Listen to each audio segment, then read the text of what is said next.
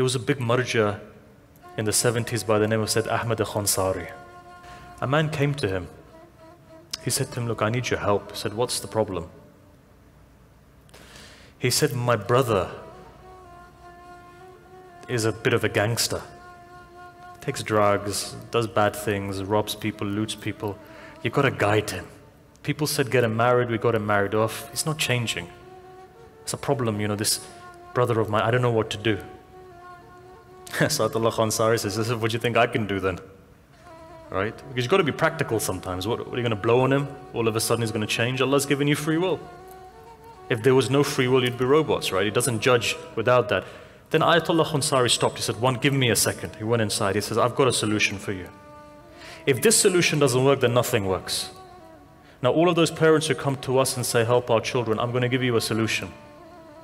Someone says, my children don't pray, they don't fast, they do this, they don't do this, they do. I'll give you the solution to all of that. There's one solution. If you can get that, everything is solved. Here, Ayatollah Khunsari gives that message. He says this one thing. He says, if you can do this one thing, then there's guidance.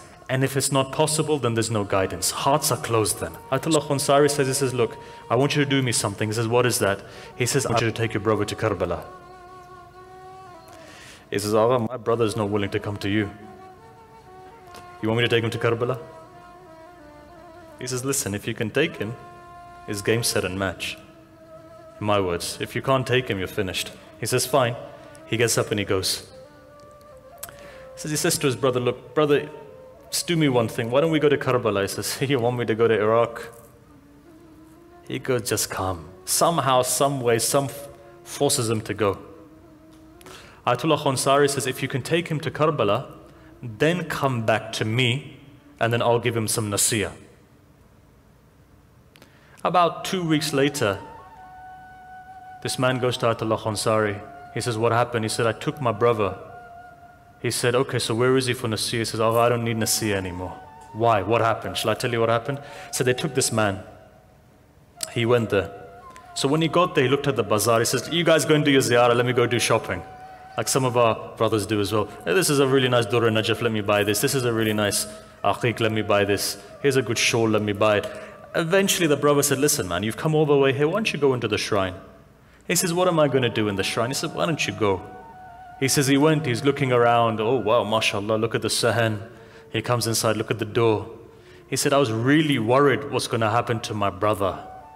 He says, but as he got closer to Imam Hussein, his head started to go down and down and down.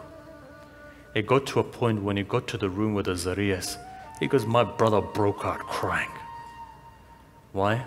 Hussein took out that ishq which was there. He said, I saw my opportunity then, so what did I do? I said, brother, now make a promise. Why are you doing all of this haram stuff? You're in front of Hussein. Make a promise to Hussein, you're not going to do it anymore. What did he do? He made that promise. What happened? His life changed. What's the methodology? Go to Hussein.